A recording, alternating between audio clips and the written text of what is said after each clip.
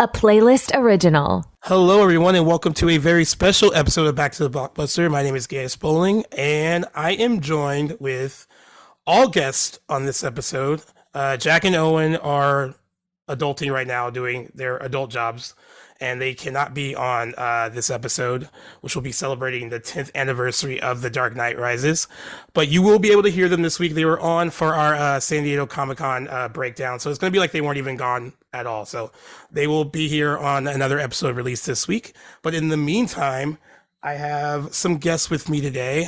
One of them I've been associated with in the past, and thankfully, because of podcasting and working in the press media industry, we continue to kind of work together.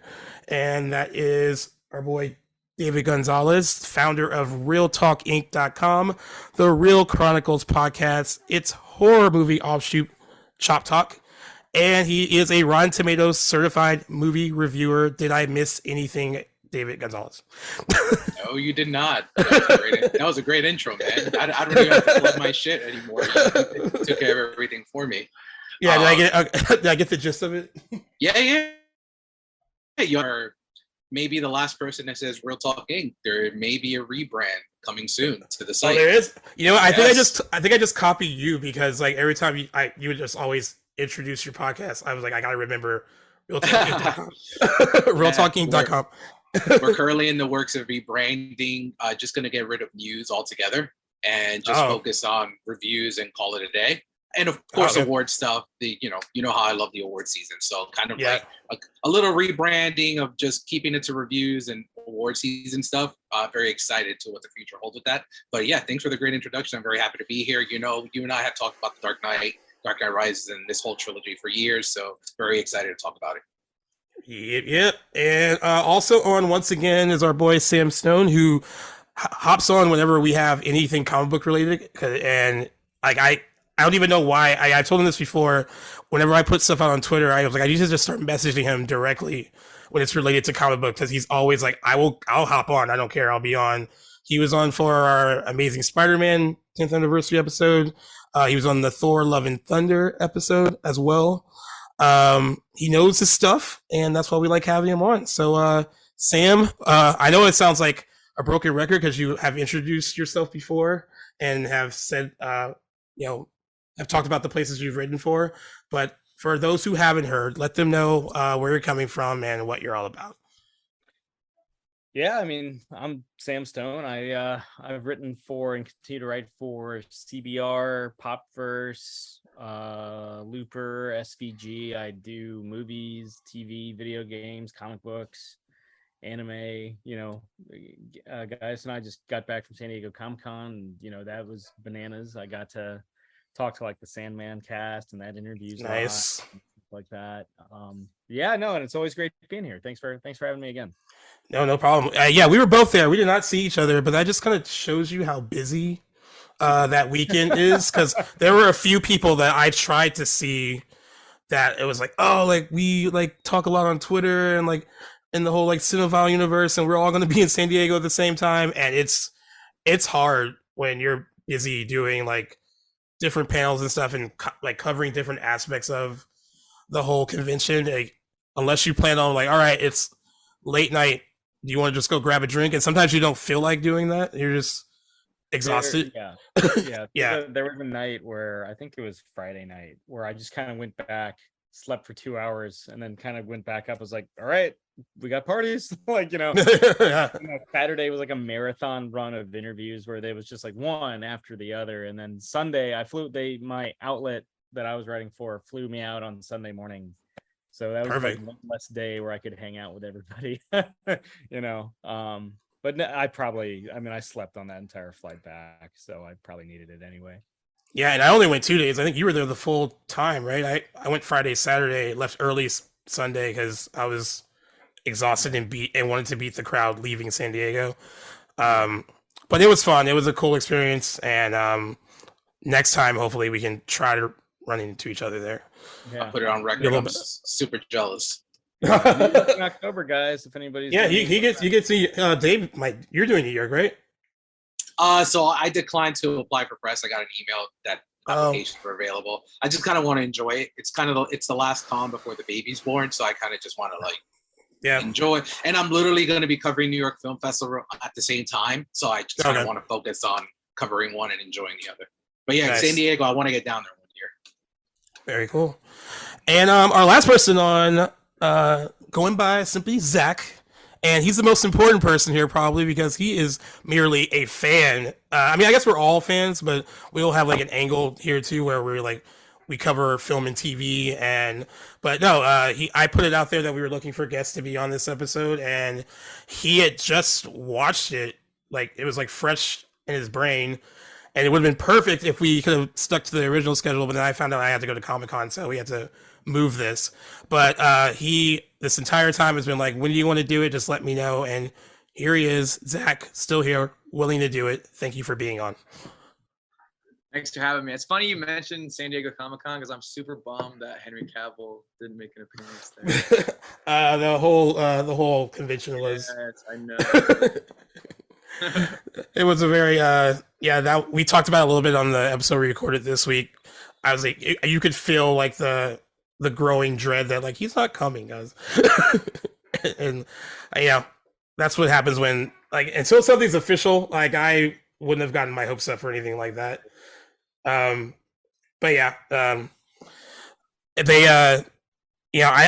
have no idea what they're gonna do with that stuff. I mean, I know we're not really talking about that, but all I could think was like they had their presentation like at 10 a.m. Pacific time. And then hours later when Marvel did theirs, all I could think was like, well, at least they didn't do theirs back to back. At least there was like a gap in between. So it didn't look as bad. But at least, today we're going to talk about something positive, DC related for the most part. Yeah. What I realized going into doing this and like trying to get people that want to be on, I think when this movie came out, I thought it was kind of universally loved by everyone, that everyone were like felt very positive about it. And what I've realized in like the last few weeks is that a lot of people have strong opinions about whether or not it actually stuck the landing or not. A lot of those opinions have to do directly with how much they love The Dark Knight and the overall quality coming off of that movie. And then of course there's a lot of things that happened in going into the making of this one that were out of their control, as far as what original plans were for this third movie, according to production notes and stuff like that. But it will be interesting to kind of see what you guys think about it, or what you thought about it then, and what you think about it now. So The Dark Knight Rises was released premiered in New York City on July 16th, 2012, and it was released in the United States and United Kingdom on July 20th, 2012. So it's been 10 years. I told Sam this too, like when I brought up this episode, I thought it was crazy that this came out the same summer as The Amazing Spider-Man. Like I didn't even like think about those two movies like being within like weeks of each other. Of course, it stars Christian Bale as Bruce Wayne Batman alongside Michael Caine, Gary Oldman, Anne Hathaway, Tom Hardy, Marianne Cotillard, I probably butchered her name, Joseph Gordon-Levitt, and Morgan Freeman. Taking place 8 years after the events of The Dark Knight, the revolutionary Bane forces Bruce Wayne to resume the role as Batman and save Gotham City from nuclear destruction. When it was released, in addition to being Nola's highest grossing film, it became the seventh highest grossing film of all time at the time of its release, as well as the third highest grossing film of 2012. It was named one of the top 10 films of 2012 by the American Film Institute, and some consider it one of the greatest superhero films of all time. But then I think that was at the time of its release, and then things kind of changed when she kind of reevaluated, I guess, going down the line. But I guess I'll start with David. Like, when did you? I mean, you probably saw it on opening day, like most of us. But what was it like when you first saw it, and what did you think after your first viewing of it? After that opening day or night? I actually was at the New York premiere on July 16th. I went with a buddy of mine who had a press screening, and he invited me. This is way before I'd started anything. Full disclosure, The Dark Knight's my third favorite film of all time. I adore that film. I adore every aspect of that film. But I walked into The Dark Knight Rises knowing that my two favorite films of all time are The Godfather and Godfather 2. Going into Godfather 3, I didn't have expectations that Godfather 3 would meet Godfather 1, Godfather 2. So I put my expectations was, I hope this sticks the landing and at least gives me something entertaining. It's been 10 years. Is this movie flawed? Absolutely. Is this movie a product of Heat's death? Absolutely. You guys are going to talk about what could have been with this movie. But there's a lot here that I really like. I think going to start, I wrote some notes down, not too much, so I won't bore you guys. So I think out of all the scores in the trilogy, I think this is Han's best score out of the 3 movies. There's a lot of pieces of music that really work well, especially the finale with Bruce's, death. Yeah. There's a lot of nods to The Dark Knight Returns. Really dug that aspect of it. The 1986 Frank Miller comic. I like Marion Cotillard cast. I don't like that essentially was a giveaway that she was going to be somebody because of how big of a name she was. Right. I saw the movie and I'm like, nah, there's no way she's going to be some girl that Bruce hits and that's it. Some girlfriend. Yeah, exactly. Like, I do like Bane a lot. I hate how his arc finishes off. We'll talk about that later. But this does include 3 of my favorite sequences in the entire trilogy. The original scene on Wall Street. Shout out to Glenn Powell because he is the Wall Street guy in that sequence. Oh shit, he is. The football stadium takeover situation there that happens with Bane with the Steelers stadium. And finally, I love the battle on Wall Street. I pass by there all the time to go to screenings, and that just brings back memories. There's a lot about this movie that I like. The stuff that we don't like, I'm sure you guys would probably agree. How did Bruce get from this little to Gotham where he essentially eliminated all his contacts in Gotham City? Cool. It's all good. It's a superhero movie. And just the idea of like the whole Robin thing, I don't think it's as serious as others. I think it's a nod more than this is Robin. This isn't Dick Grayson. Right. But the fact that this is so mixed, I think it misses the landing with some folks in terms of what the message Nolan was trying to say. But overall, I think this movie is fantastic. I think this cements it as a overall greatest of all time trilogy, probably in the top 3-4 best trilogies of all time. And yeah, I'll shut up now so you guys can talk. All right, what about you, Sam? So Dark Knight Rises opening night and at a theater in Alexandria. I ended up seeing it in theaters 5 times during its initial theatrical run. Damn. Nice. And 2 of those were on IMAX. I mean, I think I'm weird in a way that like my favorite of the 3 is actually Batman Begins. I really, obviously like it's one of those things where it's like from a technical standpoint, yes, The Dark Knight's like the better movie, but like personally, I see Batman Begins. I'm like, yo, that's my favorite. I remember walking out of the theater for The Dark Knight Rises, like before you start to overthink it in the decade that's happened since. I was like, yeah, I really dug it. And yeah, like, David's right. There's a lot of really good stuff in there. And there's a lot of stuff you can kind of nitpick over. Or stuff that feels like maybe Nolan's heart wasn't quite in it as much after, losing Heath Ledger or whatever. Do I think it's the weakest of the 3? Yes. Do I think it's a out and out bad movie? No. It's weird because we see it's almost like a pass the torch. There's The Dark Knight Rises ends the Nolan trilogy this summer 2012, and the Avengers kind of is that May, I believe, May or late April. So it's it's kind of like watching one franchise end as another one kind of starts. I don't know if you guys remember this. I remember vividly at my screening, they showed the trailer of Man of Steel before, and I remember them using the same font they use on Christopher Nolan movies, including the Dark Knight trilogy. And I'm like, oh, so they're trying to sell this as a Christopher Nolan thing, and obviously it wasn't. But it's very smart marketing by Warner Brothers to kind of put in people's heads like, this is over, but we're going to start this now with Superman. Yeah. I think it was smart at the time, and then it kind of eventually backfired. Mm-hmm. Like, because then they were like, oh, well, I mean, like, everything doesn't need to be like what you're doing with like the Dark Knight trilogy. And they're like, oh, they're going to do this with Superman now. But I agree, at the time, that was like the best thing to probably do. It's like, all right, like, this ushered in like a new kind of breed of like comic book movie that's like grounded in realism, and like now we're gonna try to, at least in this marketing, we're gonna try to make you think that we're doing this with Superman a bit. But yeah, that was really smart at the time, and that trailer was attached to the movie, wasn't it? Like, Yep. yeah, I do remember. Yeah, and I remember a lot of people were super excited for it, and then like, what a different like few months makes, but whatever. All right, Zach, what about you? Oh yeah, Sam, what were you saying? No, I was just gonna add, like, I do think like the studio kind of took all the wrong lessons from The Dark Knight, and they were like, it wasn't so much, oh, audiences want like really well-made superhero movies. It's like, oh, audiences want really grounded, gritty, and dark superhero movies. Like, yeah. if that was the case, you wouldn't have had to reboot The Punisher like 3 times. Yeah. And I think one of the worst lesson I think Warner's learned from this is the fact that they thought that, no offense to Zack Snyder, he's no Christopher Nolan. So the fact that they thought that Zack Snyder could do the same thing Christopher Nolan did with Superman was, no offense to him, asinine. I mean, I like some of Zack Snyder's stuff, but come on.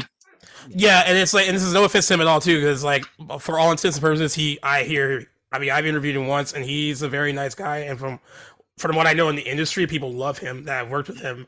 But you're right, like you rested one idea on Christopher Nolan, who was coming into this as like an auteur, before he even like got into doing the Batman movies. And Zack Snyder, despite making some movies that we enjoyed, was not on his level, like, at all. So yeah, you're right. This, because like the making of the Dark Knight trilogy and how Warner Brothers handled all that and everything moving forward, it begins what the mistakes that Warner Brothers starts. It's like it plants the seeds for the mistakes they will continue to make in the years ahead. And who knows, they might be continuing to still make them. I don't know. Even though they're Warner Media now, I feel like it's a big old clusterfuck still. They don't really know what they're doing. But yeah, Zach, what about you? Like, when did you first see it, and what did you first think of it? I first saw it like in the month that it came out. I didn't really rush to go see it. I don't know why. I don't know. I definitely, if that was today, I'm there first night. I liked it a lot. I really liked how Bane kicked Batman's ass. Like, I liked how, like, when they first met up, because he like had cartilage in his knee that was like, he had no cartilage in his knee, and then like he was really beat up. I liked how like they kind of made him like really, like, Bane in the comics is way stronger, like so strong. I like how they kind of made that real, and like how he took his mask off, and that was a really cool scene. I liked Catwoman a lot at first, like when I first saw it. But now that I've seen like the new Zoe Kravitz Catwoman, like this Catwoman doesn't even compare at all. So that's kind of like, I guess I'm kind of going a little forward ahead here, but I also thought the Talia character, is that who it's Talia, right? Like Talia Ghul, yeah. Yeah. I hate how she was like the daughter, and like her last scene where like she's like dying in the truck. I hated that part. But I liked the Robin nod a lot. I liked how you said like it wasn't like this is the Dick Grayson, this is gonna be Robin spinoff. It's like it's kind of just like a nod, like, oh, Robin. Like, I like that name. Like I thought that was really cool. So and then also I thought, like, how many huge blockbuster trilogies are like perfectly finished? Like the last scene where he's like nodding to Alfred. Like, how many blockbuster trilogies can say like we finished like in a nice little bow like that? Yes. Not very many. So that was pretty cool to see. Yeah, I agree. I mean, I saw it opening day, and I think I went into it knowing that it is the concluding chapter of a trilogy, and I had to think of it like, okay, sometimes no matter how talented and who it is behind the camera, like sometimes it doesn't always wrap up the way it probably should. Like, you can look at something like The Godfather Part 3, or if you want to like go into like Return of the Jedi, like compared to like coming off of Empire Strikes Back. So like I think I had my expectations like lowered a bit, because I was like, The Dark Knight is so good that, if it's just a fraction of what that movie was, then I will be okay with it. And I personally, at the time, I mean, of course I think about little things differently now, but at the time I came out of that movie completely excited by what I saw, and that I felt satisfied with how they concluded everything. It wasn't until later where I was like, when you start to hear about like, oh, this is what they wanted to do. Like, if Heath Ledger had, still been alive, this is like kind of like the direction it would have gone in. And when you think about all that stuff, you're like, oh, well, like what could have been, and like this could have been a little better. But I think considering what they had to deal with, like coming off of that and then having to kind of reset and figure something else out, I think that they did an admirable job putting all that together, considering, all the things that they had to deal with. We'll go into characters a little bit more. I like Bane as well. When we talk about him, we'll talk about the whole dialogue issue. I know that was a that was a that I remember in the theater. In the theater, when I was like missing pieces, I was like, all right, this will be better when I watch it at home on Blu-ray. I'll understand everything he's saying, and then watch it on Blu-ray at home. Was like, no, still don't. So it's like you have to pay close attention. I actually, for someone who wasn't down with Anne Hathaway being cast as, I actually didn't realize they don't refer to her as Catwoman in this at all. She's just Selena Kyle. But like, I wasn't down for her being cast only because I couldn't see her doing it, because she's usually been so like cutesy sweet in all of her stuff basically. But I actually thought she did a really good job in this too, and she pulled it off. She's not my favorite Catwoman by any means, but like I think she holds her own. She originally like applied to be the Harley Quinn. She thought she was. Oh, she thought she was reading for that. Yeah, that's what I heard. Yeah. So that's kind of which actually I can actually see her kind of doing that a little bit. Yeah.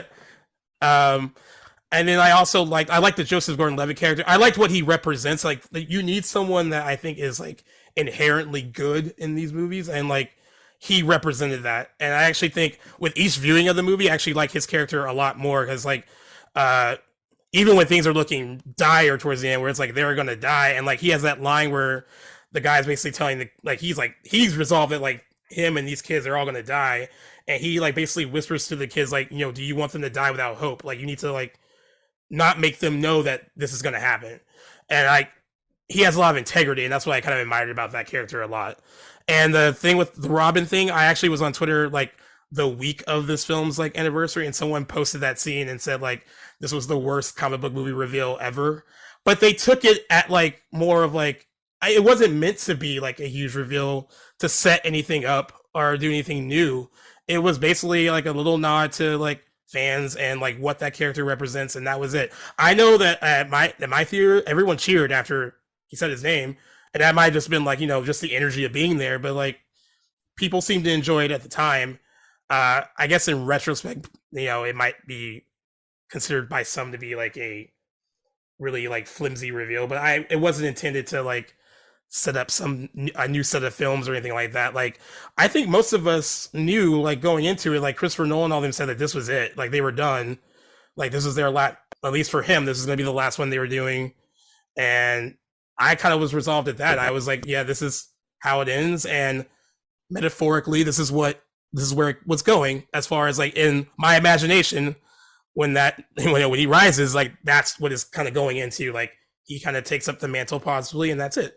Bruce Wayne is at peace with his lady, and that is how everything ends. And I was satisfied with that, because watching that character, Bruce Wayne, Batman, struggle through 3 movies, it was nice to kind of have that final moment in the end where it's like, guy's finally happy and is at peace. And that is, in the simplest of terms, that's what you kind of want for that character in the end after all that.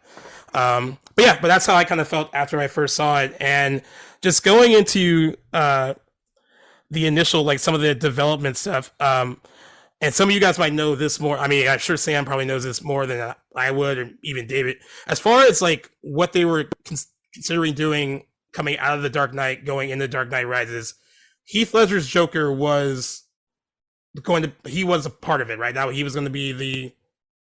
So the original 2-pitch story by David Goyer was that the third movie is like Joker's on the loose and Two-Face, like they weren't going to resolve the Two-Face storyline in The Dark Knight. That changed during filming of The Dark Knight, not after Heath Ledger's death, obviously.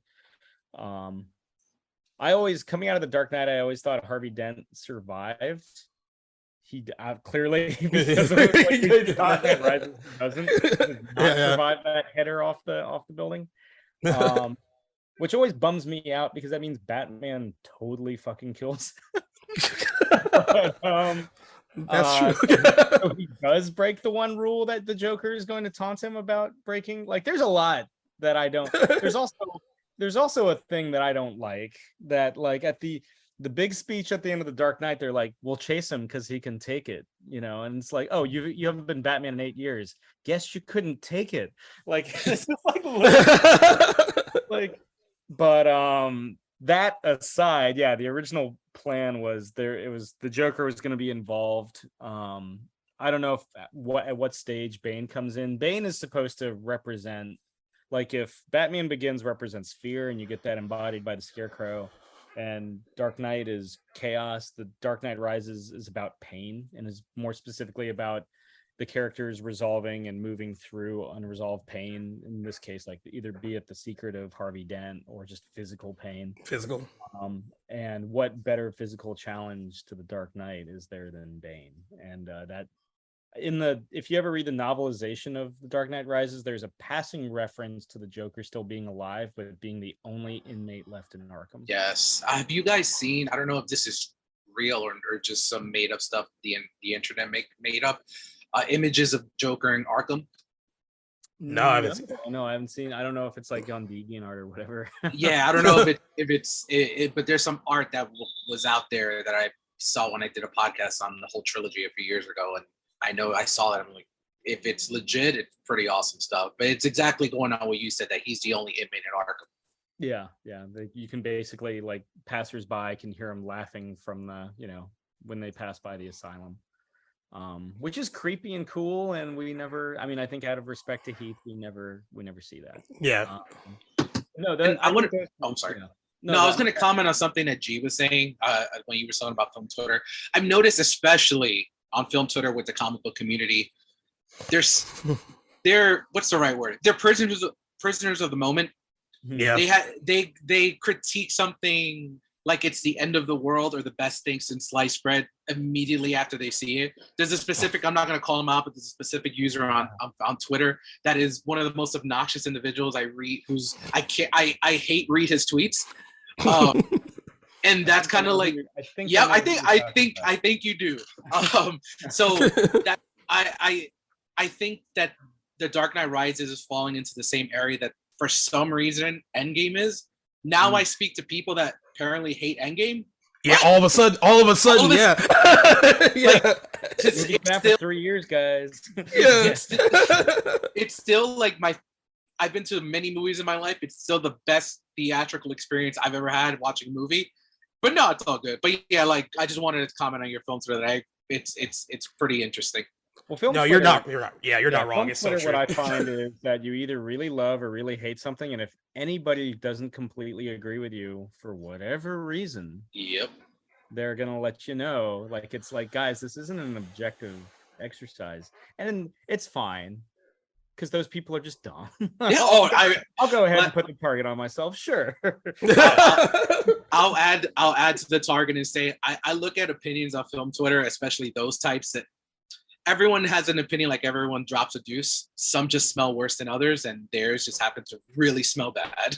Yeah, I'm maybe not as active on Twitter since getting this gig as I used to be. You'd think I would be maybe more active, but no. That's true. You're not. Yeah, I didn't realize. Yeah, you're a good man. You stay silent until I'm like, hey, do you want to like join an episode? And they're like, yeah, what's up?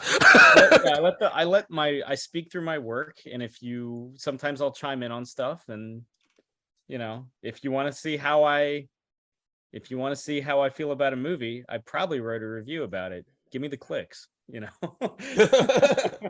But no, I mean, where were we? Yeah, that was so. Long story short, yeah, that was from what I ascertained, the original plans. Originally, David Goyer didn't want to include Catwoman. He's like, it's been done. We've done Catwoman. We don't have to do it. You mentioned quite rightfully that they don't call her Catwoman in the movie, just like they don't refer to the Batwing as the Batwing. They just call it the Bat. And it's like, you can, to the point where it's like, guys, it doesn't have to be this grounded. You can say Batwing. We're gonna be okay. Yeah, it's like they were afraid of making it too comic booky. They're like, no, this is a gritty crime drama. There's a dude that juices himself on like gas all the time. Like, you can call his ride the Batwing. Another thing, the studio wanted to do the Riddler for part 3. I don't think the Nolans, Jonathan or Chris ever seriously considered including the Riddler. I don't think they did. And like Zach actually, I think sent that to me. It was like a bunch of random facts about The Dark Knight Rises, and they wanted to use the Riddler, I guess, because he's so similar-ish to like the vibe of the Joker, and that's what they were kind of like wanting to replicate. And Christopher Nolan did not want to do that. It seemed like he kind of like was in a, I mean, rightfully so, was in a place of like, you know, you lose this actor who he grown close to working with on The Dark Knight, and he passes away tragically, and then you have to figure out like if you want to even continue the story. And it seems like he was in a place where unless he could crack a story, he didn't really want to do it. He was kind of like in a weird spot as far as like how do you move on, and like it has to be a really compelling story in order for him to do it. And I think he found that when he incorporated Bane and found like there was a way to kind of tell the story that he wanted to tell. I think what's interesting too, because you talked about the different themes of the movies, like, you know, fear, chaos, and all that, and pain. You know, even though I prefer the chaos angle in The Dark Knight, which is more like psychological and like intellectual, there is something very visceral about like what Batman goes through in his initial encounters with Bane, where it's just so like, even though it's more like this like physical like defeat, it's so like jarring. Even though we that's all referenced in the comic book, that happens in the comic books and stuff, where he breaks his back and all that, but it is still, as a viewer, just so like jarring to see that when it finally happens. So like in a different way, this movie kind of hits the right notes as far as what it's trying to do, in just a different regard. I mean, like, I think, you know, it coming off of something that's more intellectual and more psychological, like you're kind of, I guess, wanting that more and expecting that, but this had to go a different route, and I think it kind of did what it needed to do and did it well enough in order to kind of stand on its own a bit.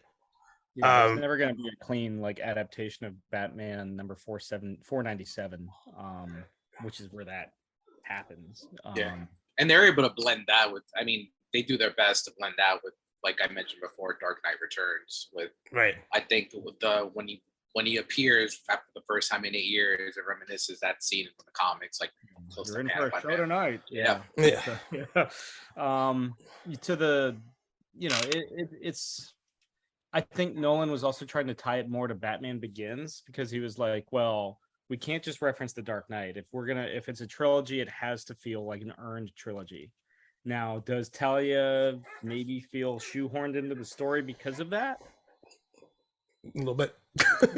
You know, it's kind of, he did a similar fake out with Batman Begins though, right? Because it builds up Scarecrow as like the big bad, and it's like, but Ra's al Ghul's right there, and it's like, oh, okay. And then with this one, it's like, hey, it's Bane, but Talia al Ghul's right there, and it's like, well, I mean, okay. Like, fine. It's so interesting that Nolan probably watched Batman and Robin and said, you know, the last time we used Bane, he had a female sidekick too, and that really worked wonders. Let's do that again. Let's try that one more time. But I could do it better. So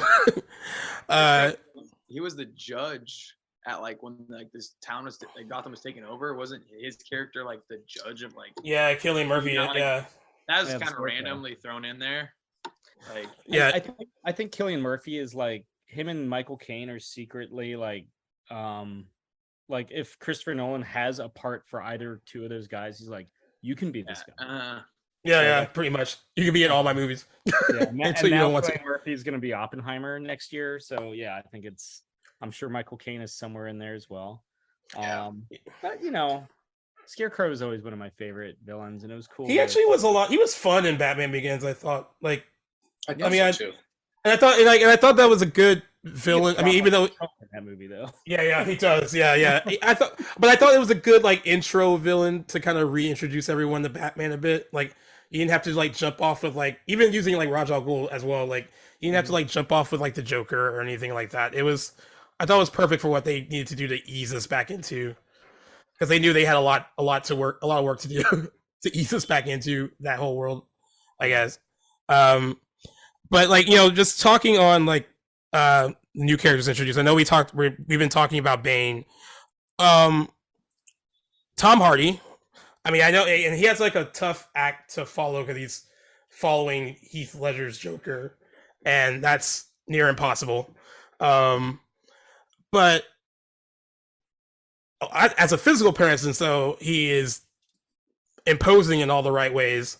Yeah, and there, like, even the dialogue issue, there are certain scenes in that movie where, like, I'm enthralled by, like, his presence. Like it's when they do the whole, like, the football stadium explosion, like that whole, like, speech. Like, there are a lot of speeches towards the end that he gives where I'm just like, I'm into it. Like, he commands the screen, and like, I at least holds. I mean, like, he wasn't going to top the Joker, but I think for this film and what they need to do in this, I think he more than, like, holds its own. I don't know if you guys agree or not. Like, what do you kind of thought about Tom Hardy in general coming into this? I mean, everybody talks about the voice in the mask, but there's a lot going on there. Yeah. You know, there's a scene where right before he kills Ben Mendelsohn, he puts his, like, hand. He doesn't even put his, like, hand like this or like a fist or anything, like, on his shoulder. He goes like this. He's like, pop. He's like, do you feel it? And then he, like, twists his head off or something, and it's just like, that's some BDE from Bane, you know? Yeah. Or like, the first fight with Batman's probably his best moment in the entire movie, and I'll let the other guys talk more about it because I'm sure like Zach was mentioning, that is like, there's a lot going on there. I think in regards to the voice, once you get over it, you're over it. It's there. It's fine. I remember, anybody watch the prologue or did anybody watch Mission Impossible Ghost Protocol, like, in the IMAX? Because if you did it, you got, the audio was worse. Bad, yeah. It was worse, yeah.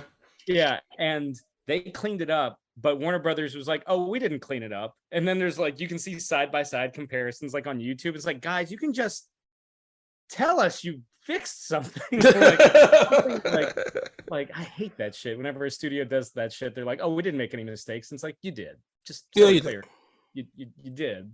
And I also find the sound mixing in Tenet to be just as bad as the prologue release of The Dark Knight Rises. Like, there's some important audio or dialogue that's overshadowed by everything else, and it's just like, guys, get a decent sound mix. Like, you gotta turn that movie up to top volume to hear the dialogue, and then loud things happen, make you feel like it happened right in your room, and then you have to, like, turn it down again.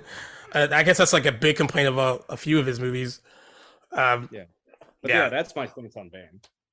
Yeah, I agree. I think he's really good, and the voice that I was looking at more with Tom Hardy here, I think there's a lot of the performances in his eyes.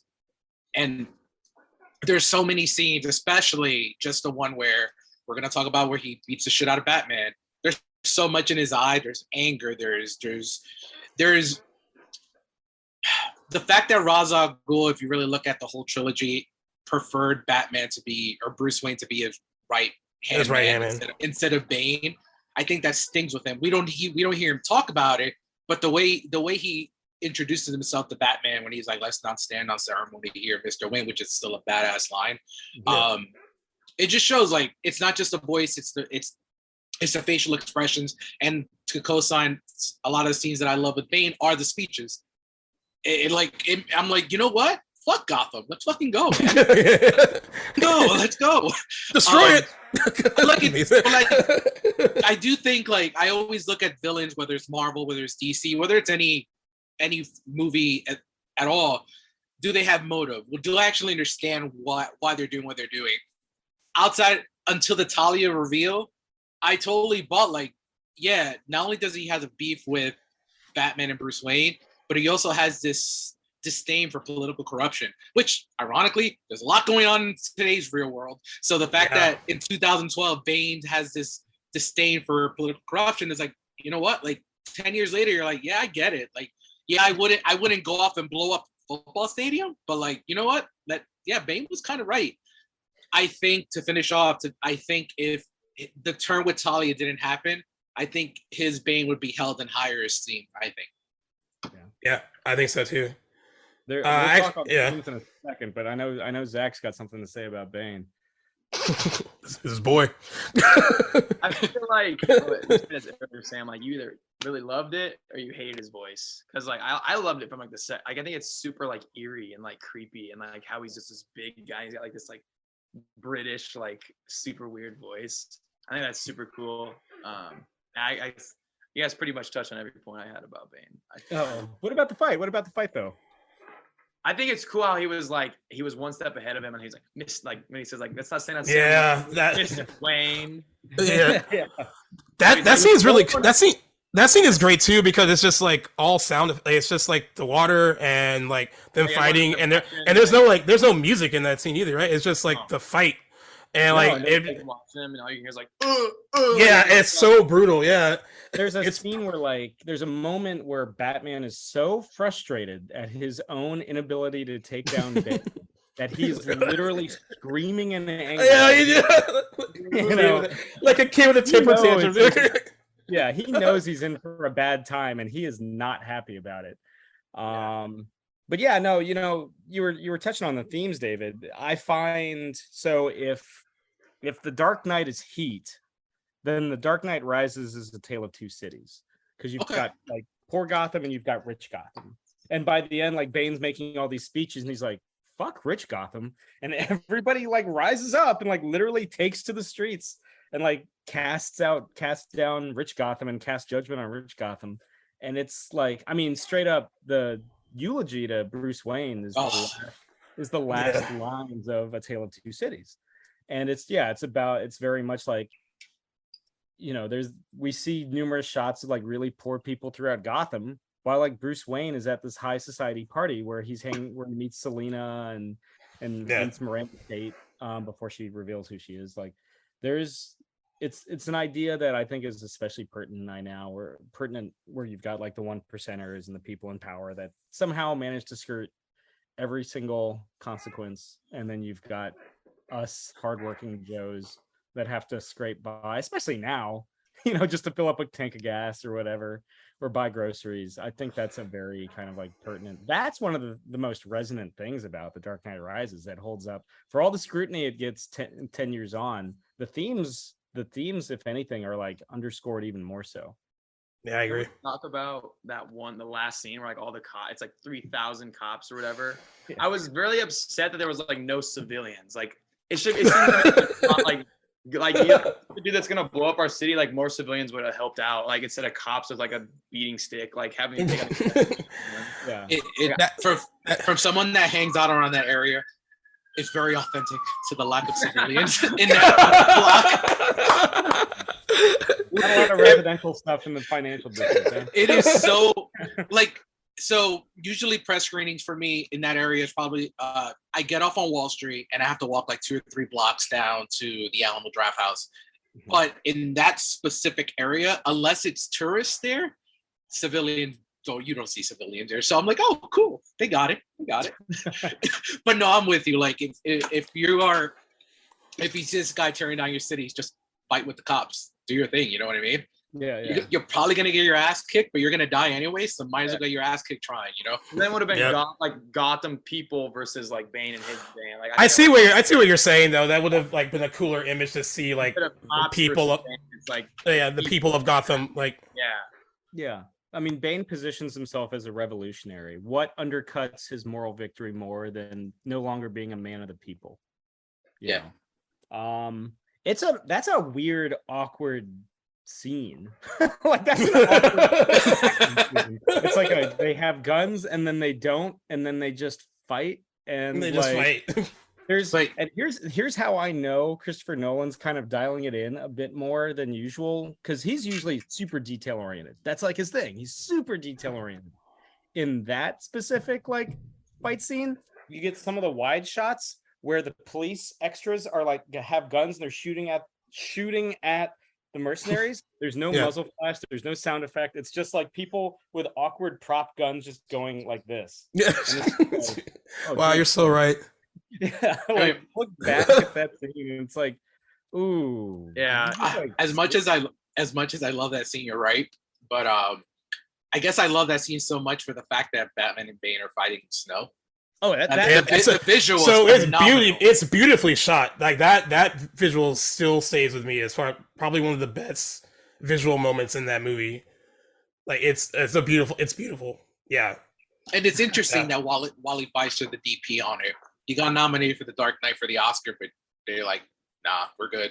Like I actually think there's a lot of moments in this movie that's better shot than The Dark Knight. As much as I love The Dark Knight, there's some stunning shots in this movie. Yeah, I agree. They use darkness pretty well. They use darkness very well. I also there's something about Batman in the snow that I find very visually striking. I don't know if it's the fact that you've got the Dark Knight with a white background. You've got that in Batman Returns. You've got it in Dark Knight Rises. You've got it in Batman Arkham City. Always like the kind of like, there's something about Batman and Winter that just makes for a cool visual. I agree. So in addition to Tom Hardy, we get another new addition in Anne Hathaway as Catwoman. I actually asked a friend about this because I was talking to him about the characters, and I don't know if I agree with him or not, but he always felt that she was unnecessary to the overall story. Like she was kind of like felt like she was kind of just pushed in there. But I think you needed someone to kind of be that person that was like, that voice that's being like, hey, these people don't need you. Let's basically do what I do. Basically, like, you don't care about anything. Let's go off together. Blah blah blah. That kind of like devil on the shoulder a bit. And it wasn't even like a real devil. He wasn't gonna like really listen to her because he, at the end of the day, he cared about the city. But like, I think that overall, like, what I like about how they use her is very similar to how Zoe Kravitz is used in the Batman, where it's not so much emphasis about her being like Catwoman. Like they kind of like just build her as like her own character a bit, where you don't really have to think about like, oh, this is the person that we know as Catwoman, based on like what we see in the comic books and what we've seen in other like movies or animated shows and stuff. Like I said before, I thought that she as an actress was just surprisingly good because I'd never seen her really do anything like this before. My buddy David told me to mention this, and I said I would. He was like, "You have to mention every time she gets off the bike, because like she does this thing with her leg." And he was like, "I've never been more attracted to Anne Hathaway in my life, and watching her get off that bike." So there you go, David. Another David, not you, Gonzalez, but you like it too, apparently. Yeah, maybe she should have won the Oscar for that. Then Les Mis for getting off the bike. But what do you guys think of her overall in the film as well? Whoever wants to take it first can go. So I mean, I liked her. I had no problems with her. I mean, to me, while Zoe Kravitz I think has the best performance of. Actually, I wouldn't even say that. I think I'm just gonna say my 6-7-year-old still thinks Michelle Pfeiffer is the GOAT. But I rewatched Batman Returns for a podcast that G was on. Yeah. I think she was legit great in that movie. Performance-wise, I think she's phenomenal. But in terms of Anne Hathaway, I thought she was really good. Nothing, not even serviceable. I think she was pretty good in the role. She's much better than the Oscar winner before Marion Cotillard had just won the Oscar before taking this role. And I thought she was better than Marion Cotillard in this movie. Yeah. While Nolan wants to be grounded in reality, I love that. Some people hate this, but I do love that her glasses turn into the to the cat ears. But yeah, I thought she was really good. I have no complaints whatsoever on her performance. Yeah, me either. Zach, what about you? I think like how you said, like how it's a trilogy, so you kind of have to tie everything together. Like Rachel was a really big part of like Bruce Wayne's life and like how he like thought about his relationship with the Batman, like how she was gonna quote unquote wait for him and how he never read that letter, how Alfred kind of mentions that. So I think like Selena kind of helps him. Like it's been 8 years since Rachel has died, and like he never really thought he was gonna find love again. I mean, he's just gonna be cooped up in this like in his Bruce Wayne manor. And like Selena kind of brings him back. So like she's the one that goes in like in the beginning of the movie and like kind of like have a conversation where it's like, oh, they're kind of flirting a little bit. Like I think that kind of like builds the story and like kind of wraps all 3 movies together. So I thought that was kind of cool that she kind of played that part as well. Yeah, I liked her. I thought it was cool. Yeah, I think she personifies what Zach was saying earlier, because if she's kind of the voice of the people, when she starts out, she's hustling, she's trying to stay alive while the 1% are doing whatever they're doing, cocktail parties and dropping rose petals. And by the end of it, sticks around. She helps out Batman and she gets the kill shot on Bane. Yeah, she does. She does, but it's also frustrating that she gets it. I mean, it's a cool moment. Like in the theater, it was like cool, people cheered, and I like the line she gives afterwards. She delivers that line well. But I was like, after all that buildup with him and Batman, like I didn't. Yeah. I felt like that shouldn't have been the way that like he gets taken out. And that's the one. I guess that's the one issue I've always had with the movie. Like I remember when I saw that opening day, and I was like, well, that was anticlimactic. I mean, like after all that, like they've had this like epic like brawl, and like in the beginning, and like they've had this like big fight in the end, and it should have been them like down to like until the last man standing basically. And I would love to know why that decision was ultimately made though, because it just seems like it I don't know, it doesn't seem like fulfills much, I guess. The scene plays out. I mean, it for all intents and purposes, it looks like Batman wins the fight. He gets the last hit in. He kicks Bane through the window into the bank, and he's just like, I'm the captain now. And then and then he gets stabbed by Talia because he doesn't know Miranda's Talia. That's when the perspective of, oh shit, we should focus on this person. That's when that changes. And so Bane, for all intents and purposes, not to get too like screenwritery, has like served his purpose, basically. He's served his purpose. He doesn't somehow hear the bat cycle come into the bank, and then yeah, it's a big loud warring machine. That's, if I had to make a guess what happened there, that's what I would guess what happened there. Go ahead. Sorry. All right, Batman, he beats the shit out of him. Like he's like holding his like pieces of his mask, and he's like, "Where's the trigger?" Like he's like beating. I think Batman kind of does get a lot of the last punches. The licks in. Yeah, go ahead, David. No, I was gonna say this is just me reading and trying to make that seem better than it really is, because I'm with you, Gene. Maybe it's very anticlimactic. So, do you think Nolan wanted that finale with Bruce sacrificing himself to kind of bring back the idea that the relationship of this trilogy was about Bruce Wayne and Gotham City as a whole, not Bruce Wayne and these villains? Whatever the villain, yeah. Yeah, like his ideologies was about protecting Gotham, and in the end, the true villain was this atomic bomb that was going to destroy everyone in Gotham. That's kind of the way I'm trying to read it, and to try to make that moment feel better than maybe it really is. But I don't know if we're going to talk about it, but I'll just mention it here in passing. Like that scene every time breaks my heart, especially when you get to Alfred in front of Thomas and Martha's grave, and he's like, just shout out to Michael Caine. Incredible. I think he's the best performance in this entire movie, just for that scene where he's like, I failed you. I failed you, yeah. Send me with your son, and I let him die. And I'm like, fuck, like, damn, like this is hitting me hard.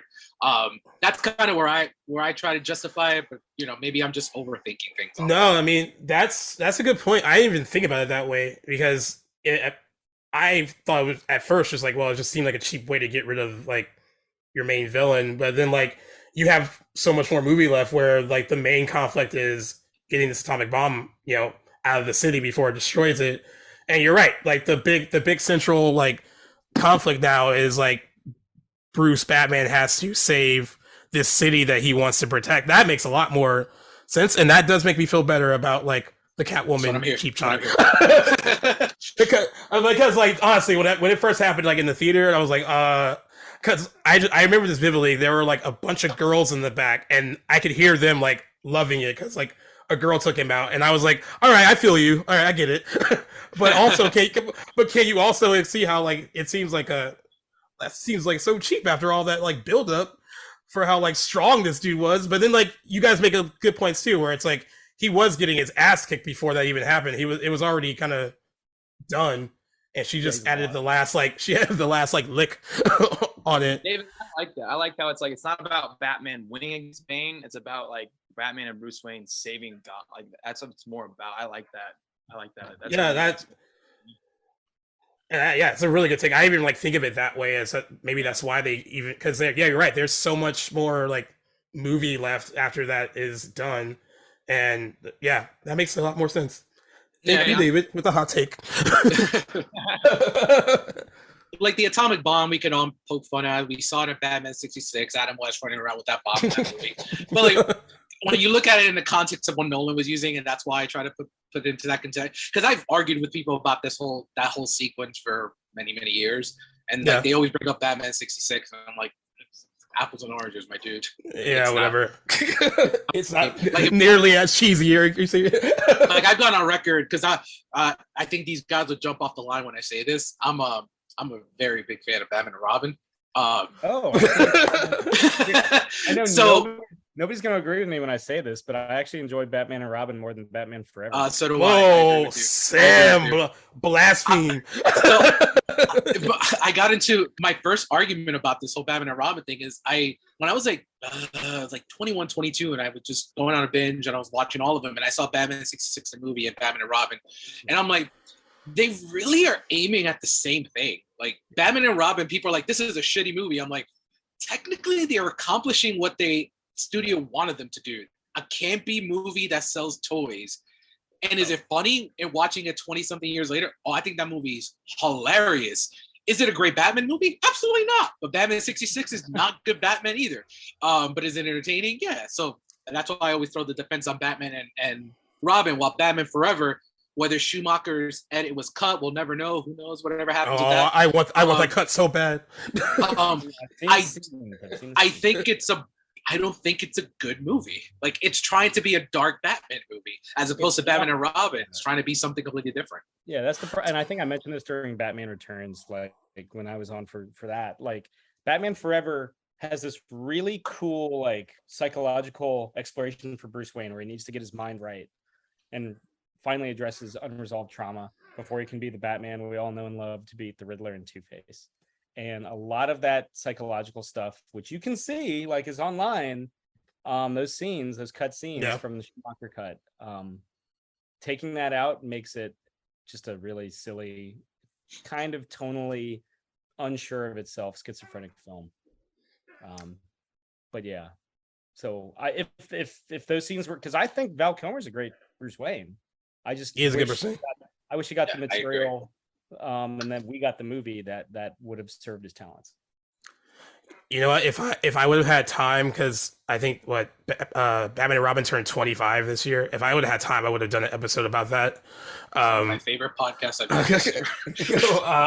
I thought about it because like I kind of like in the years since I've grown to like appreciate on the level that like David probably does, where it's like it is what it is.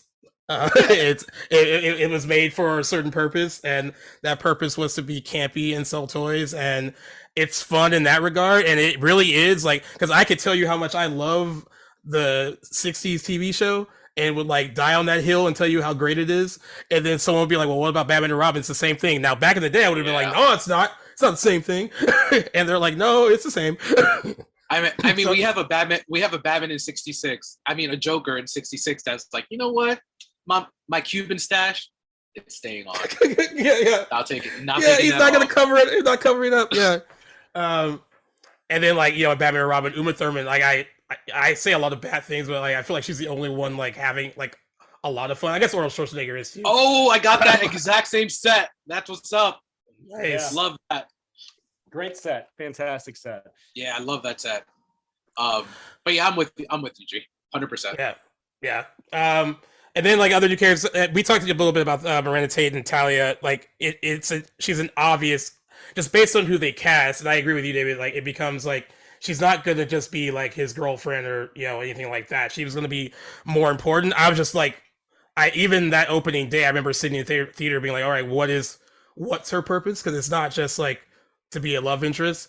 And so we were waiting for it, and then the reveal does happen. I remember not being like shocked by it because I was like, all right, I knew something was going to be it. And it didn't really land hard on me like one way or another, where it's like, oh, that was a really good twist, because I didn't really think it was. It was like, all right, it is what it is. I think, and I feel bad for her too, because I think she gets the brunt of like just our expectations, I guess, of what that character was supposed to be. Because like for most of the movie, she's like the thankless girlfriend, and then like the last half, we have to make her like very integral to the plot a bit. And it's too much. Like, I think it feels like too kind of forced a bit, and it doesn't quite work. That's one of the things in the movie to me that doesn't quite work, and I think it kind of undercuts again the like Bane stuff too a little bit, more so than like the Catwoman kill shot, where it's like, there's certain things I understand from like emotional like level with them as like those characters, but I still think overall, like once her reveal happens, it diminishes him even more. Where it's like, or like this whole time he's been built up to be like this amazing threat, and then by the end of it, he's just kind of like, it is what it is. And I wonder if I don't know if you guys know better than I would on this. She got one more blockbuster after this movie. After that, she just went back to indies or foreign films. The next blockbuster she got was a complete failure. She was in 2016's Assassin's Creed. That was the next blockbuster she did. I wouldn't do any more either. With Brad Pitt. Oh yeah, that was supposed to be a big Oscar player that year too. It was. It felt so interesting, like that she never got another shot to do a big budget movie like this. You think that was my choice, or like it was? I wonder. I mean, that twist would probably, there could be a lot of divide with this movie, but that twist is the one that mostly everyone really is like, I would have done it a different way. Yeah. And you know how comic book fans could pretty much alienate a lot of actors. She was like, yeah, I'm good. Yeah, and you know what too? I think that like for all intents and purposes, like she is not bad. Like, like even with the twist stuff in the end, I think she's a very capable actress. It's not about her like talent at all. It's just like the character itself is just kind of underwritten, and like and you know right away that like she's something. And like as David put it earlier, like she's not gonna be there for just Bruce Wayne to bang and then that's it. Yeah, right. yeah. And then Joseph Gordon-Levitt, I also, we talked about that a bit in the beginning. I probably my favorite new character, I think, of like the bunch, like overall. And I love too that he has all this integrity, and then when he realizes what happened with like with Harvey Dent and like the stuff that they tried to cover up, and like Commissioner like Gary Oldman's character like trying to tell him like why they did it, and he still kind of is like so idealistic that he doesn't quite get it. I think it's like really important to have characters in movies like that like despite all the corruption around them, they still kind of want to believe in like the greater good a bit. Well, and he brings in a fresh perspective. He's meant to. There's scenes where he basically reminds Bruce why he got in the game in the first place, which is probably why Bruce gives him the nod. Exactly why Bruce gives him the nod to the keys to the Batcave at the end of the movie. Yeah. He has a weird arc, because there's like, he isn't trapped underground with the rest of the cops. He gets branded a hothead because he brings up like legitimate concerns, like, are you sure? And then like Matthew Modine, like, get this hothead out of here. Get him out of here. Do you not know what a hothead is, dude? Yeah. So yeah, he's got a weird arc, but I mean, I like Joe. I've got to talk to Joe before. Not about this. You have? But oh. You're like, not about this movie, but other things. Yeah. What's your take on the name Robin? Yeah. That moment's cool though. Like with the honestly, that whole last moment of the movie still gives me goosebumps. I love the like montage. That montage is so good. Yeah, it ends with that montage. And that score, the way it swells, it's just so good. So like if I was feeling some kind of way about the movie, like that would almost erase any, like I was like, oh well, you got me back now. Like that whole sequence is so spot on and good. According to David Goyer, when him and Nolan were working on the overall story for this, they were like, we should end like the final shot of Bruce like with relaxing, like retiring or whatever, was kind of what they wanted the movie to end on, was what they wanted their story to end. And that's a good note, I think. After all shout out to Selena, she got Martha's pearls. She did. She did. Yeah. She did. He gave them to a former thief, but whatever. I don't know how his mom would feel about that now. I want to bring this up too, because David brought it up about like the whole thing with the hole and like him getting and Batman getting out, and like a lot of people talk about the distance. Where is this compared to the greater Gotham City? How long does he take to get from point A to point B? I know it's a comic book movie, and I wanted to bring it up because I know Zach has to leave soon, but I wanted to get his 2 cents about this too.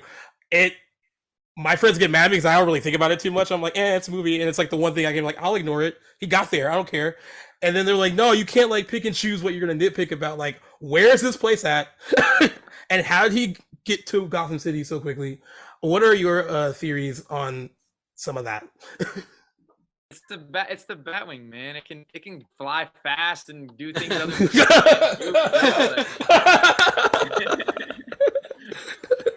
He throws a little whistle from whatever country he's in. Yeah, I guess so. I guess there's no real way to explain it, right? They're just like, dude, it's just one you just gotta accept it. Because you gotta look. All right, so the best scenario we could think of is probably he got a quarter and he found Lucius somewhere. And he's like, yo, I'm in a country I don't know where I'm at. Just send the giant lobster to come pick me up. I'm gonna go with that. That's how I got there so fast. Yeah, because he certainly didn't run. I mean, I didn't. But there's no real cut from like, oh, wait, how long does it take him to get there? Like he's just there by like, yeah, when he needs to be. Hey, while we're fully suited up too, ready to go. While we're on that, something I wanted to bring up. Okay, so he gets like stabbed, like deeply stabbed by Talia. Like she like is like under the bone and she's like spinning twisting.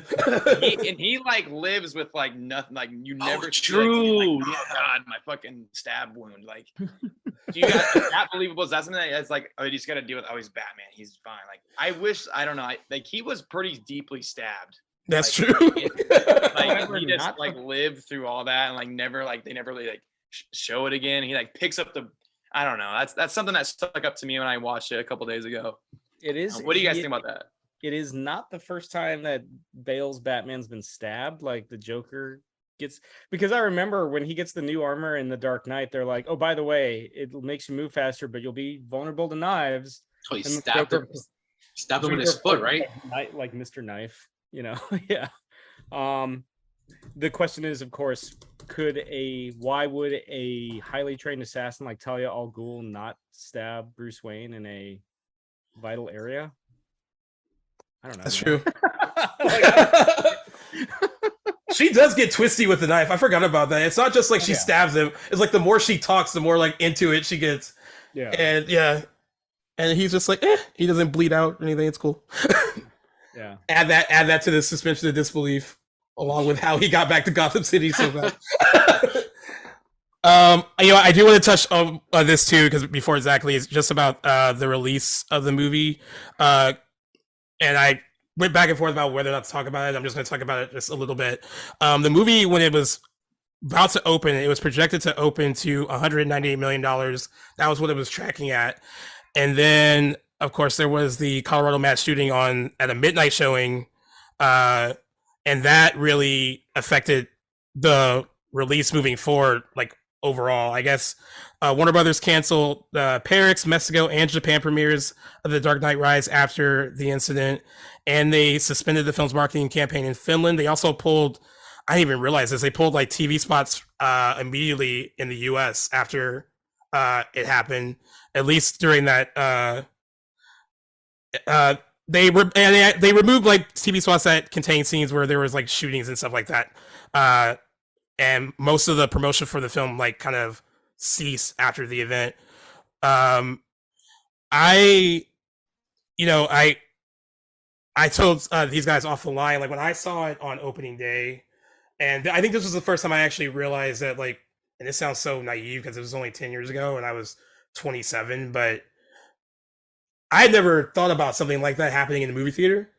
So like my train of that was one of those things where it's like, oh, like nowhere you go is really safe, even though there have been like, there have been school shootings and stuff like that. But like, this was before I would hear about, we had shootings at like concerts and festivals. Like this is one of those things where it's like, you go to the movies, you don't expect something like that to happen.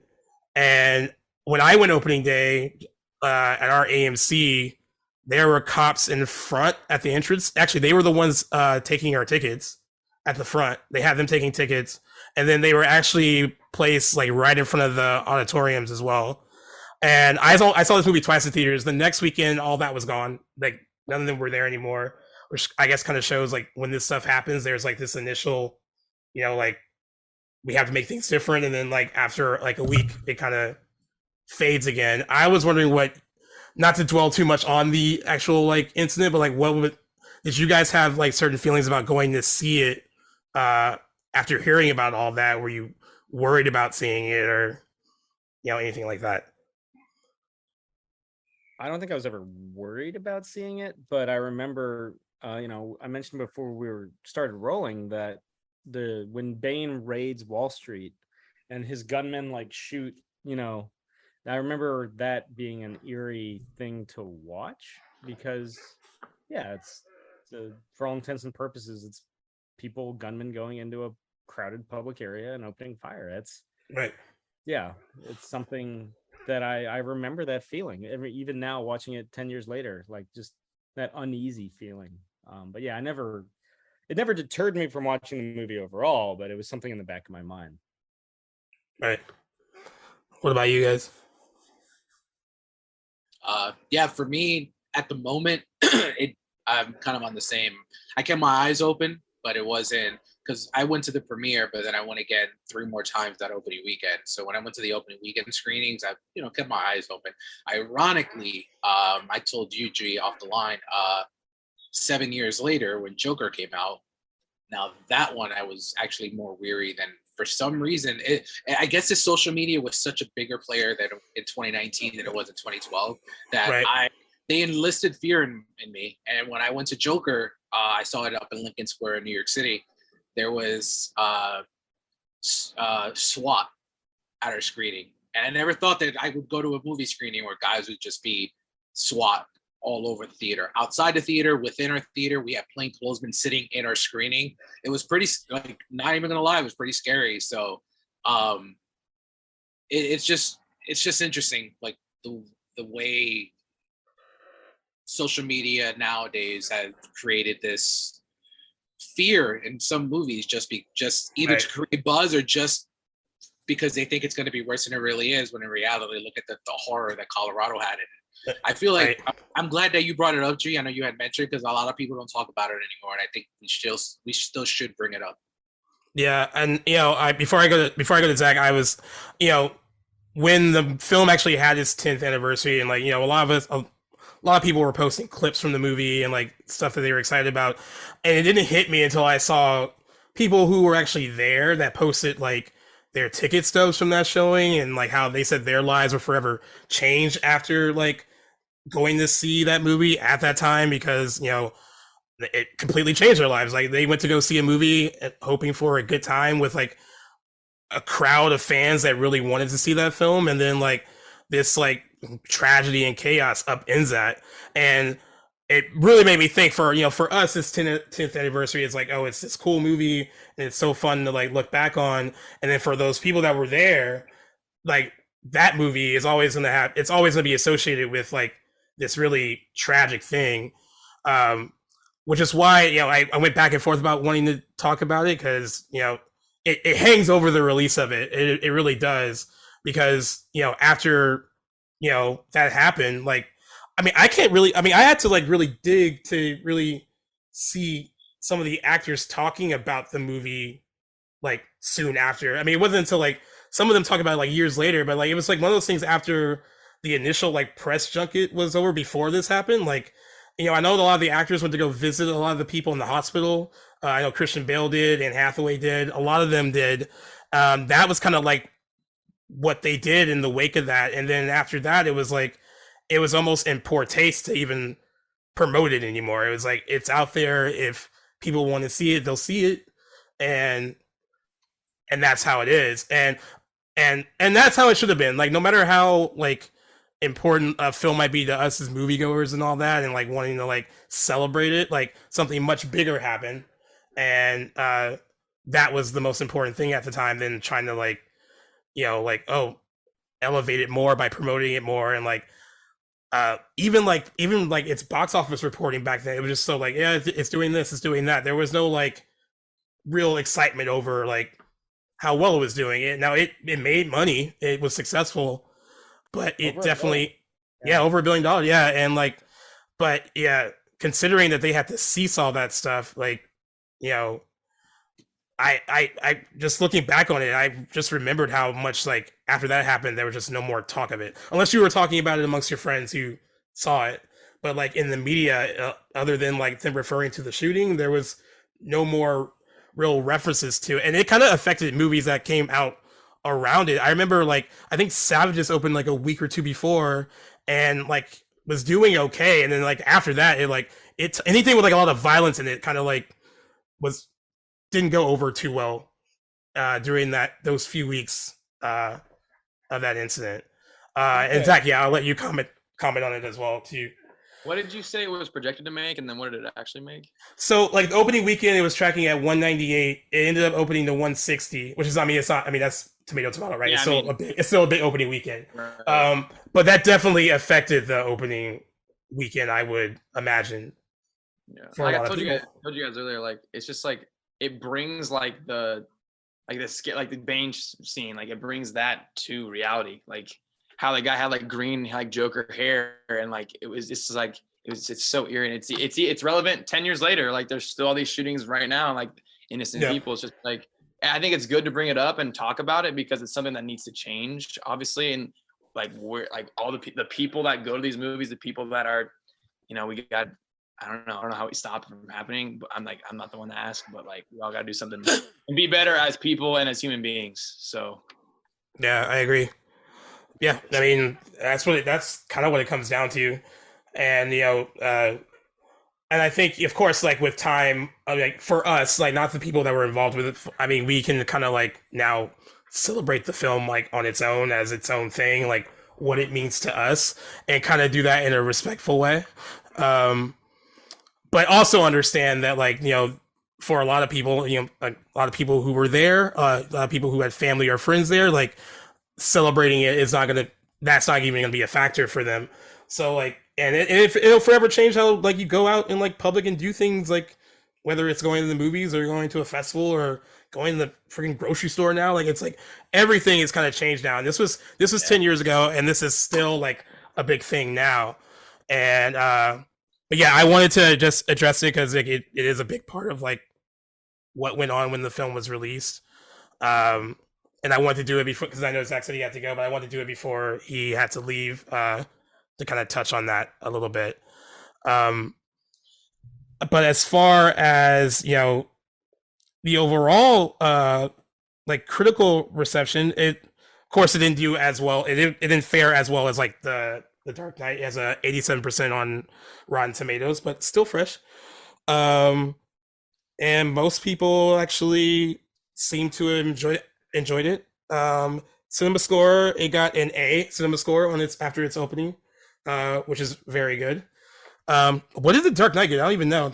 I'm just assuming it got an A plus. It has to have been A plus. I assumed it was an A plus.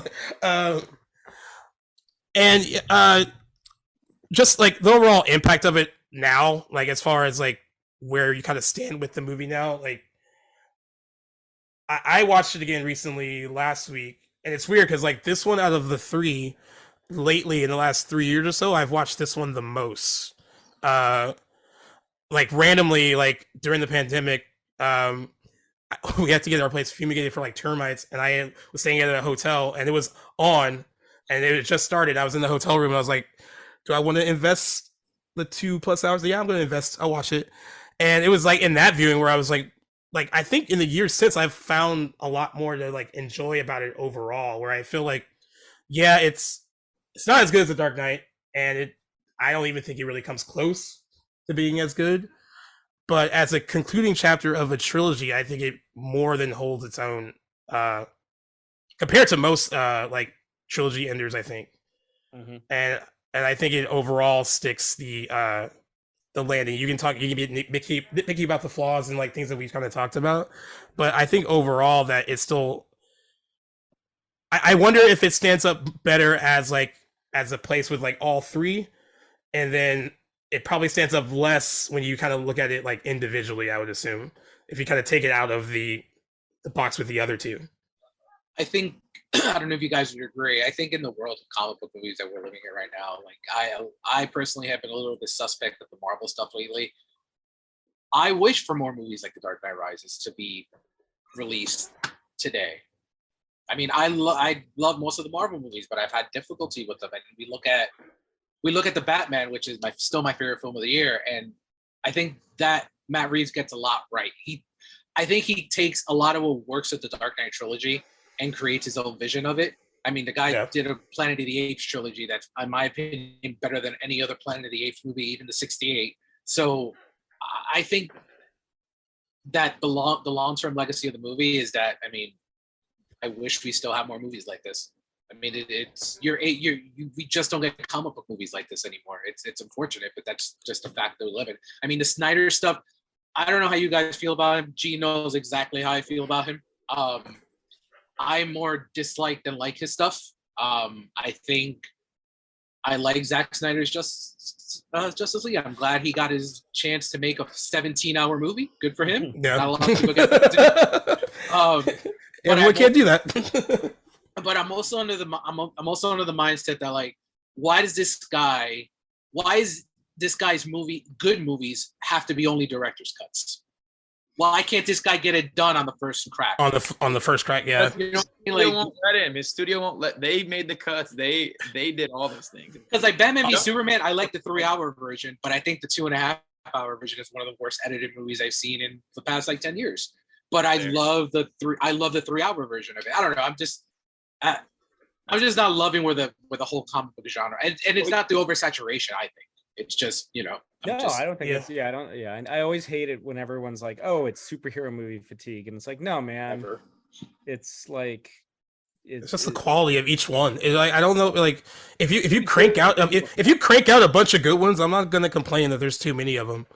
I think that's what it comes down to. And like, it's interesting too, because I agree with you. I kind of long for more movies like The Dark Knight Rises or this like whole trilogy as a whole. And but I also want people to understand that, like, I want more of these, but I also don't expect every comic book movie to be like this either. Like, you don't have to. It doesn't have to be one way or the other. Like, you can have these like gritty, grounded comic book films, and they can exist, and that's fine. You can have what Marvel's doing. You can even do what Zack Snyder was doing with like his like adaptations too. I feel like they could all coexist. It's fine. As long as they're good. Like, I don't really care like what angle you take, as long as you make a good movie. And I think when saying like what we're saying, like, I want more movies like this, there's the assumption is like, oh, you want them all to be this way, and that's not it either. Like, I don't want them all to be that way. If it feels right to make it that way, then do it. Like, if you want it's like what Matt Reeves does with the Batman, that is the right direction for him, and that works. I want them to feel like they're filmmakers. I don't want. I think not to speak for David. I think what some of the stuff he was saying is with Marvel is sometimes it feels a little too cookie cutter. Yeah. Yep. That's kind of why I really liked Doctor Strange, because it feels like a Sam Raimi movie. Like, you've got the canted angles and the zooms and the zombies coming out of eyes. Like, I love that stuff. Give me more of that stuff. But where you get like kind of like more generic stuff, and you know, for all intents and purposes, all 3 Dark Knight movies, they feel like Christopher Nolan movies. Yep. You know. Yep. He has the same crew that he has for a lot of his other movies. It's a lot of the same cast too, and it works. You know, I like when movies feel like they're the product instead of when they don't feel so manufactured. Yeah. And going off that, something I wanted to mention too, a lot of the Dark Knight was like practically shot. Like the Batwing scene is practically shot. The airplane prologue, that's like Zack Snyder's Justice League. It's like CGI. Like, so much and slow mo, so much slow mo. Like the fact that Christopher Nolan, like, and that was 10 years ago, and it still looks that good. Like, that is so cool. It looks better at the end. It looks better than a lot of stuff now. Right, it's crazy. It's funny. This is not a comic book movie, but it's very interesting to me per se. Like, I watched Top Gun Maverick, and I adore that movie. It's my number 3 film of the year. It's just perfect. It makes all these comic book movies look really bad now. Except, I mean, not the Batman, but like these Marvel movies and even Shazam, heavy CGI. Yeah, these guys learn how to fly jets. Like, do something. Learn how to fly. Christopher Reeve did it. Let's do it. Yeah. So, like, I think like the whole Top Gun thing is maybe it may snap some sense in going back to practical effects in comic book movies rather than just be so heavy green screen CGI focused. We'll see what happens. But I agree. I mean, The Dark Knight Rises feels fresh just for the practical effects used, and The Dark Knight and Batman Begins. And I wanted to add one more thing. Like you mentioned that they all feel like Christopher Nolan movies. I feel like, yes, Batman is a central character in all three, but each movie feels different, like its own entity. Yeah, you're right. They feel like completely different. I agree.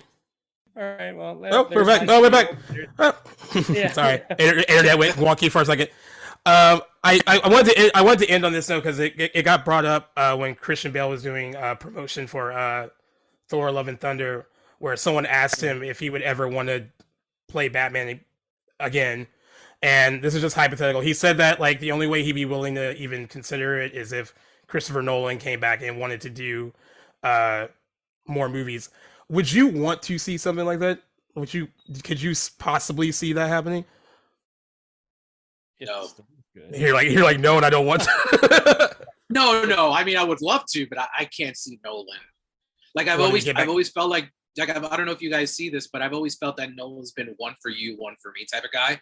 Like he gave us Batman Begins, we got The Prestige, we got The Dark Knight, we got Inception, we got The Dark Knight Rises, we got Interstellar, we got Dunkirk, we got Tenet, and now it's Oppenheimer. And Oppenheimer is definitely very much a me and you film because only he could create a biopic that's going to be on IMAX.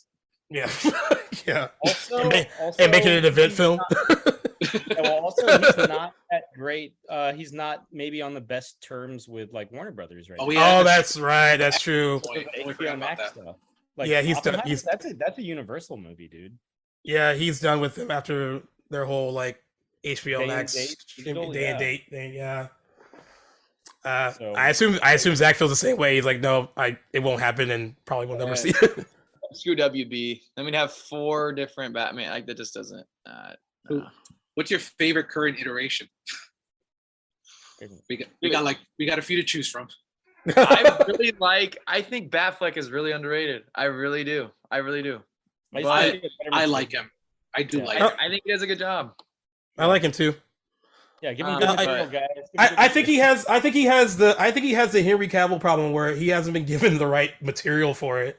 Where it's you have the right guy. It's just like the stuff you put him in isn't good. Batman Superman was supposed to be 2 different movies, and they had to squish it into one, and just WB stupid. There's some stuff with like Ben Affleck's Batman that I really like, and I really think is just like fascinating stuff. But the stories he's couched around, they just don't do it for me. Yep. Pattinson exceeded my expectations, though. I think he did for a lot of us. I mean, I think a lot of us knew that he was like who had seen his other stuff. They're like, oh, he's a good actor. Like he'll be fine. But I think a lot of people need to just see it to believe it. And he really did. About Pattinson's Batman isn't about his performance. It isn't about the story. It's about every single Batman action set piece. That dude eats bullets. Like, remember he really does. Dude? like there was an element of stealth. Like first fight, pistol to the chest. Like when he's raiding that one like Falcone facility, assault rifle. Finale, shotgun. It's like, dude, you can like. It's like playing an Arkham game and forgetting there's like a dodge button. It's like you can do it, dude. God, it's like Rocky fighting Apollo. Yeah. No defense whatsoever. Yeah. Take every punch. Okay. Fine. Exactly. Well, thank you guys for joining me for this discussion about The Dark Knight Rises. This has actually been a big Batman year. Because you had the Batman Returns had a big anniversary. Batman and Robin had a big anniversary. This one did. Next year, The Dark Knight. 15. Yeah, and that'll be a huge one. Mm-hmm. And a lot to unpack there as well. But yeah, I'm glad you guys were able to come on and like talk about this. The anniversary episodes are always fun for me to do because I love like looking back on this stuff and then like talking to other people who are fans of these things too, and especially when they have knowledge about it that I don't have. This is usually why it's good to have Sam or even like David on when like for stuff like this. And Zach, thanks for being on just as a fan and just enjoying Batman. And you follow on Twitter now, so if you ever want to hop on any other type of episode, just let me know, because like gave good conversation. I really appreciated it. Sure, thanks for having me. It's a great conversation. I love it. No problem, guys. And yeah, it's been a good one as always. I will link all of you guys' where we can find all of you in the description of this episode. I kind of want to do it again. I just want to like realtalking.com, Reel Chronicles Podcast, Chop Talk. Rotten Tomatoes certified movie reviewer. Sam, I've done yours a lot too. They'll all be there where you guys can all find them, and I'm pretty sure you'll see their faces again on future episodes, because we love being able to talk and do all this fan stuff. So it's been great. Thank you guys again, and peace.